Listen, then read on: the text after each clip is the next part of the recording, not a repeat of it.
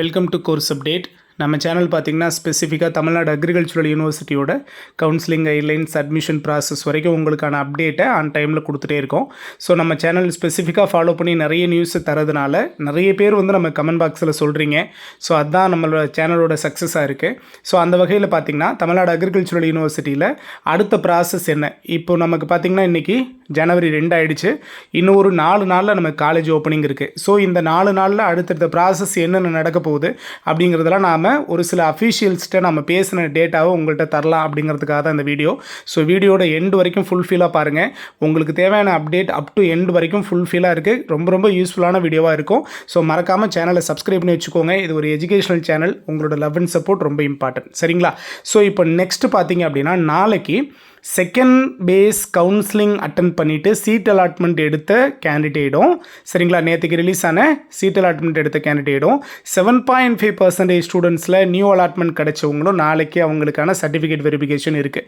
சரிங்களா? நாளைக்கு certificate verification போகிறவங்க ஸ்லைடிங் கொடுக்கறதுக்கு சான்சஸ் இருக்குது. சரிங்களா? ஸோ அவங்க ஸ்லைடிங் கொடுத்தாங்க அப்படின்னா நெக்ஸ்ட் டேயே ஸ்லைடிங்கோட ரிசல்ட் வெளியில் வர்றதுக்கான வாய்ப்புகள் இருக்குது அதிகபட்சம். சரிங்களா? ஸோ இதுதான் நமக்கு ஃபைனல் ஸ்லைடிங்காக இருக்கிறதுக்கும் சான்சஸ் இருக்குது. ஸோ இப்போ நாம் அஃபிஷியல்ஸ்ட்டு கேட்ட வரைக்கும் இதுக்கு மேலே ஸ்லைடிங்கிறது கண்டினியூ ஆகிறதுக்கு சான்ஸ் இருக்கா அப்படின்னு கேட்டோம். இதுக்கு மேலே ஸ்லைடிங் பாசிபிள் 95% கிடையாது சார் அப்படிங்கிற மாதிரியான தகவல் தான் அங்கேருந்து வந்திருக்கு. அதை தாண்டி ஃபைனல் அலாட்மெண்ட் எப்போ சார் வர்றதுக்கு சான்சஸ் இருக்குது அப்படின்னு கேட்டிருந்தோம். ஸோ அதுக்கும் பார்த்தீங்க அப்படின்னா நம்ம அஃபிஷியலாக டிஎன்ஏ கான்டாக்ட் பண்ணுறப்போ அவங்கள தொடர்பு கொள்ள முடியல. ஸோ அதை தாண்டி நமக்கு தெரிஞ்ச டிஎன்ஏ அஃபிஷியல்ஸ்கிட்ட பேசணும். அவங்க சொன்ன டேட்டா என்ன அப்படின்னு பார்த்தீங்கன்னா ஃபைனல் அலாட்மெண்ட் உங்களுக்கு 4ஆம் தேதி சாயந்தரம் வர்றதுக்கான சான்சஸ் அதிகம் இருக்குது சார் அப்படின்னு சொல்லியிருக்காங்க. 4ஆம் தேதி சாயந்தரம் அதிகபட்சம் உங்களுக்கு வர்றதுக்கு சான்ஸ் இருக்குது. இன்கேஸ் யூனிவர்சிட்டியில் ஒரு சில அஃபிஷியலாக எதுவும் ப்ராப்ளம் இருந்து ஸோ டெக்னிக்கலி அதை வந்து மூவ் பண்ண முடியல அப்படின்னா மட்டும்தான் உங்களுக்கு 5ஆம் தேதி வர்றதுக்கான சான்சஸ் இருக்குது சார். மேக்ஸிமம் உங்களுக்கு ஃபைனல் அலாட்மெண்ட் இதுதான் சார் வர்றதுக்கு. ஏன்னா அவ்வளோ ப்ராசஸ் இருக்குது இன்பிட்வீனில். ஏன்னா ஷார்ட் பீரியடில் இப்போ நம்ம ஓப்பன் பண்ண வேண்டிய சிச்சுவேஷனில் இருக்கிறோம் அப்படிங்கிறதுனால ஸோ இது எல்லாமே கம்ப்ளீட் பண்ணுறதுக்கு பிளான் பண்ணியிருக்கிறாங்க. அப்போது அவங்க சொன்ன டேட்டா வரி பார்த்தீங்க அப்படின்னா நம்ம சேனல் தான் உங்களுக்கு இது அஃபிஷியலாக உங்களுக்கு சொல்கிறோம்.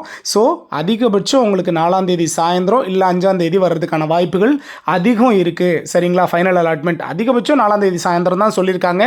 அது 4ஆம் தேதி நமக்கு ஆஃப்டர்நூன்லேருந்து நம்ம எதிர்பார்க்கலாம்.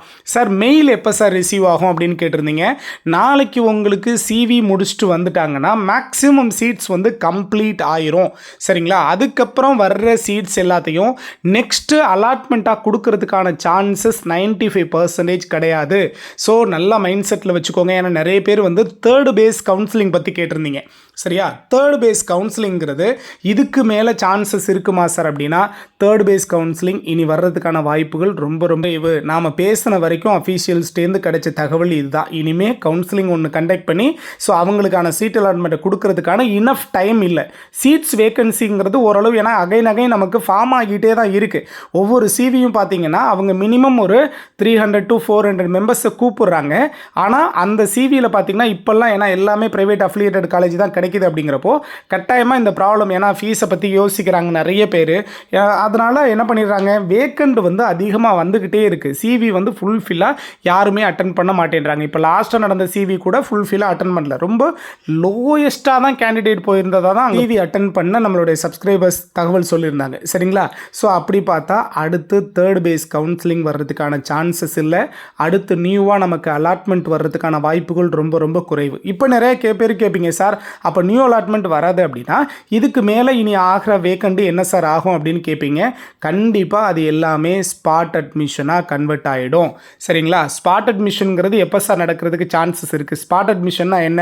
ஒன்றும் கிடையாது. நமக்கு இப்போதைக்கு கவர்மெண்ட் காலேஜோட சீட்ஸ் எல்லாமே ஃபில் பண்ணியிருப்பாங்க. ஸ்லைடிங் மூலமாக கூட இருந்த 1-2 வேக்கண்டை கூட ஸ்லைடிங் மூலமாக ஃபில் பண்ணி கம்ப்ளீட் பண்ணிட்டாங்க.